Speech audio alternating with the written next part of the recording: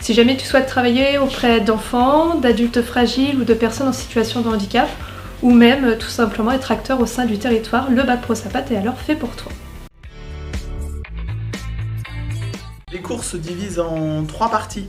Il y a une partie des cours qui est vraiment un pôle axé sur l'enseignement général, une partie des cours qui est vraiment un pôle connaissance du milieu sanitaire et social, des structures, et une partie professionnelle sur le terrain avec soit des interventions dans des structures, soit au sein du lycée, en salle de travaux pratiques, l'apprentissage des méthodes spécifiques, par exemple auprès des enfants, apprendre à faire des lits, apprendre à donner des biberons, par exemple auprès des personnes âgées, comment lever une personne, etc. etc. Donc le Bac Pro Sapat est là pour te permettre de te professionnaliser, notamment par la mise en pratique des différentes techniques, notamment des techniques de soins ou des techniques d'animation.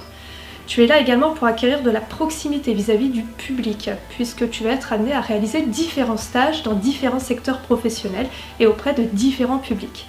Et enfin, tu pourras promouvoir le territoire grâce à la mise en place de nombreux projets d'animation menés avec des partenaires locaux. Actuellement, je suis en première Bac Pro Sapat afin de travailler dans le service à la personne et donc le territoire également, car j'adore la relation avec les gens. L'avantage de ce lycée, c'est que les profs ils sont proches de nous, à l'écoute.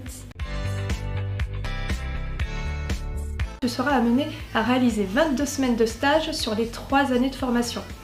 Des stages dans le domaine sanitaire et social, donc comme dans des EHPAD, des écoles, des crèches, mais aussi des stages dans le tourisme et tout le côté patrimonial. Donc tu peux aller en stage en médiathèque, en ludothèque ou pourquoi pas dans des offices de tourisme. Dans ce bac, nous pouvons effectuer plusieurs stages dans plusieurs structures différentes, donc que ce soit les centres de loisirs, les écoles, les mairies, les hôpitaux. Pour ma part, j'ai effectué un stage en école puis en EHPAD. Donc c'est un bac qui est très élargi et ça ouvre beaucoup de portes. Donc, suite au Bac Pro Sapat, si tu le souhaites, tu peux poursuivre tes études. Pourquoi pas devenir un vrai technicien en poursuivant sur un BTS, ou pourquoi pas aussi approfondir tes connaissances dans les techniques de soins ou dans l'accompagnement de la personne dans la vie quotidienne.